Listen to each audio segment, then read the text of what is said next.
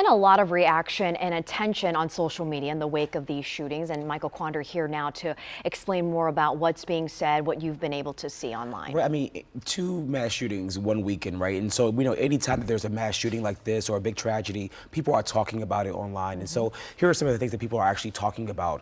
One of the moments people are discussing right now happened right here in the district last night. It was at Audi Field at the DC United soccer game. They were playing the Philadelphia Union, and the captain from that team scored the first goal of the game and then ran over to the microphone, and this is what he said.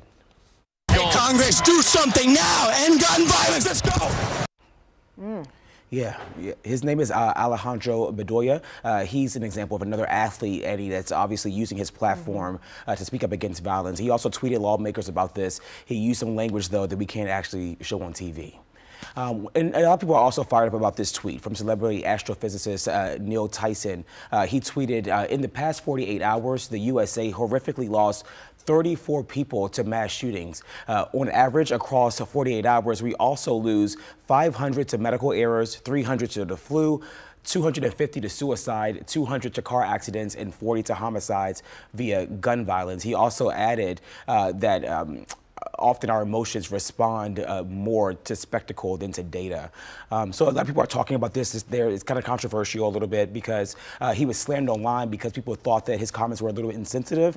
And he was also criticized for downplaying the emotional damage and unnecessary devastation of these attacks as well, too. And then there's one more thing I wanted to bring up to you all. He was not the only person, obviously, that came under fire after his comments from the shooting. House Minority Leader Kevin McCarthy is being criticized for comments he made on Fox News over the weekend. He said video games could contribute to future mass shootings. Take a listen to what he said. But the idea of these video games to dehumanize individuals, to have a game of shooting individuals and others, I've always felt that is a problem for future generations and others. McCarthy was asked, before he answered that question, he was asked about understanding the factors that contribute to shootings like this. He also added that it's important to obviously get all of the facts, but there have been reports out there in court opinions that say that there's little evidence that suggests that there is any link between video games and mass shootings, Annie. So those are some of the things people are talking about, some things that happened over the weekend. So we're going to keep our eyes and ears out for more comments. And that is one of the topics that's been floated around before studies have been done. I think, you know, it's easy for any of us to point to different reasons for the gun violence, but I think we can all agree that something needs to be done because innocent lives are being taken. And so hopefully we can actually take some action and something will be done. You said it. All right, Michael, thank you so much. Thanks. Let's get to Larry now, who's joining us for this morning's other top stories. Happy Monday. Good morning. Good morning, Fran, and good morning to you at home. 5:09 is your time. In the wake of this weekend's mass shootings, new pressure is being put on D.C. lawmakers to enact new gun control laws. Both the House and Senate are currently on their August recess, but Senate Minority Leader Chuck Schumer is urging Mitch McConnell to bring lawmakers back to Washington for an emergency session. I hope and pray he would, and I hope the people of Kentucky and the people of America will put pressure on him to do so. Right now, the House and Senate do not plan to be back in session until after Labor Day. McConnell, meanwhile, is working from his home this morning. He fractured his shoulder after falling outside of his home in Louisville over the weekend.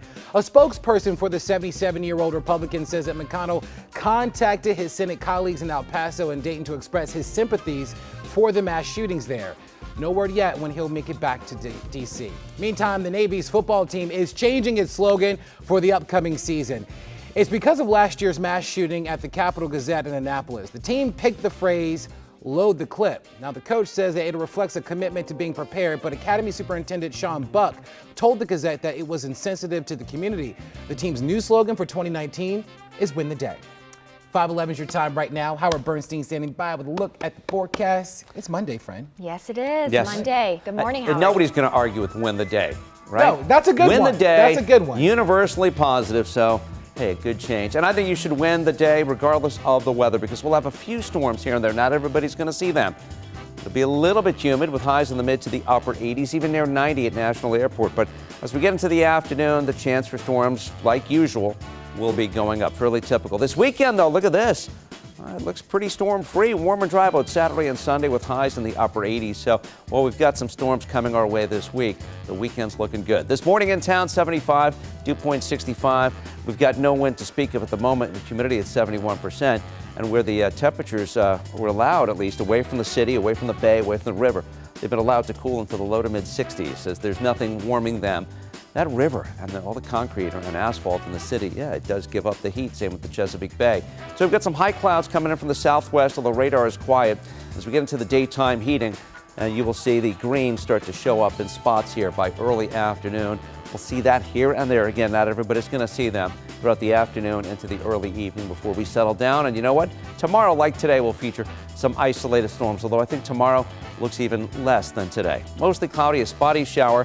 60s and 70s this morning will rise to the 85 to 90 range this afternoon with a few storms, hot and a little bit on the humid side, winds southeast 5 to 10. Here's your 7-day forecast. Low 90s tomorrow and Wednesday with a few more storms Wednesday than Tuesday. Can't rule out a stray to an isolated storm, although Thursday looks like the hottest day of the week, 94. And then that nice weekend with lower humidity levels and highs generally in the 80s, which is fairly typical temps, but the lack of humidity this weekend is something to look forward to. Yes, we can spend some time outside. All right, on the roads, we now have an issue on I-95. There's been an accident between Woodbridge and Lorton by Route 1. Over on the right-hand side, it's been blocking the shoulder and then also one lane for a little bit of time. So I'm seeing those delays now as you're coming north, basically from Dale City on I-95. We also have a second accident on Columbia Pike. This one's southbound by Route 29. You'll see it by Musgrove Road. Those are the only two accidents out there. Construction clearing at this point, and traffic's looking really light. Annie? All right, 5:13. Let's get to Have You Heard? Egypt is restoring the gold-covered sarcophagus of King Tut. It's the first time that a restoration effort has ever been done on the more than 3,000-year-old coffin. Wow, it was first found in 1922. Egypt says the work on the outermost coffin will take at least 8 months. It was recently moved to a museum that's being built near the famed pyramids of Giza outside Cairo. I remember Mom taking us to the museums in New York when I was a kid. This was touring the country back, I think it was in the 70s. Wow. They took the, well, not the big one, obviously, the little. How old were you then? Wow. They had black and white TV then. Just keep reading. Just keep reading. All right. Boy. It was a weekend of showing off your best Hang 10 in California. Sage Erickson of Cali and Yago Dora of Brazil won the women's and men's division of the U.S. Open of Surfing. It was the first time the event paid equal price money. Gotta love that. Both winners got $30,000. They also earned 10,000 points in the World Surf League qualifying series. Surfing makes its Olympic debut, everybody, at the Tokyo Games next summer. Surfing as an Olympic sport. Anyone in here know how to surf? No. I've done it a little bit, tried it. Yeah. Okay. Well, we need to see the evidence. No, those films have been destroyed. All right, some dogs in California, meanwhile, also showed off their best moves in the World Dog Surfing Champs. Hundreds of people and their four-legged friends, they gathered at the beach in Pacifica. Just look at these guys. They're having fun. They're really good. Just going backwards. I wonder if they really like this. Yeah, you know what I I mean? don't know. They competed for money and other prizes. A French bulldog named Cherie took home the top prize and the gold medal. Oh my gosh, I love this. Those dogs are a champ. Yeah. All right. It was a fight to become the fittest person on earth. 3 athletes entered the 2019 CrossFit Games in Madison, Wisconsin, with the chance to make I've done history. this too, Annie. Do it right now. Right now. Prove it. We need Go, the receipt. Howard. All the defending champs protected their titles. Matt Frazier has now won the title 4 times. Wow. Although his 35-point lead was his smallest margin of victory, he tied Rich Froning for the record of the most consecutive wins, and Froning was the only competitor with 4 victories in multiple divisions. And on the women's side, Tia-Claire Toomey decimated the field and became the first woman to claim 3 consecutive titles in CrossFit Games history. That's got to be tough. You know, we have some local athletes that qualify for the games year after year. I mean, they don't typically get to the finals, like the top 10, but they do well. Yeah. Yeah, it's tough. You got to be in great shape Well, I just to mean, qualify. Howard says he does it. Is he part of the local athletes that you're referring to? I'm pretty sure he's not. Yeah. He makes it to the finals. Yeah. In my mind every day. All right. Still ahead, parking in the district is changing. It's really changing big time. What you need to know starting today. We'll be back. Poor Howard.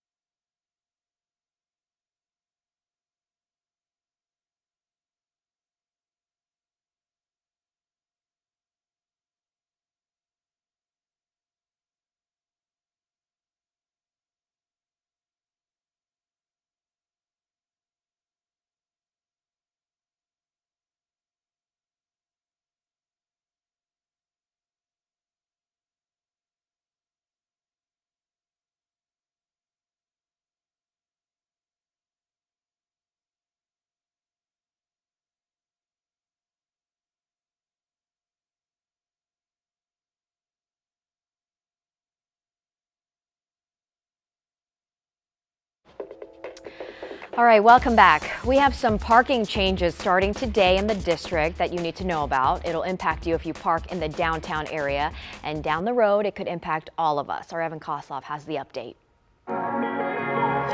So right now I'm here on the corner of 8th Street and 10th Street, and it could really cost you if you're going to park here starting today. In fact, listen to these numbers. It's now going to cost you $7 if you park here in the middle of the afternoon.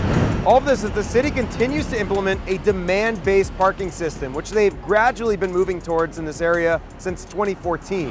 The basic idea is this: as demand for parking rises, so will the price. And take a look at these 4 maps. It outlines everything. It's a bit overwhelming to look at, but basically each color on this map indicates the price for individual stretches of road.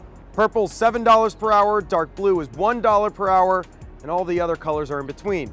As you can see, those prices go up and down depending on the time of day. And here's the map showing the area that's impacted. We're talking about 11th Street through 3rd Street in between E Street and 8th Street. So why are they doing this? Well, DDOT tells me that basically they want to limit the amount of time that we're doing this. Driving around, looking for a spot. In a statement they wrote, the objective is to increase the availability of on-street parking and reduce occurrences of double parking and circling the block. So could this be the future of parking in the city? Well, we reached out to DDOT. They tell us for now, they're only focusing on the Chinatown Penn Quarter area. However, they are looking at the effectiveness to see if they want to expand it to the rest of the city. So we could have this demand-based parking in the near future. Evan Kosloff, WUSA 9.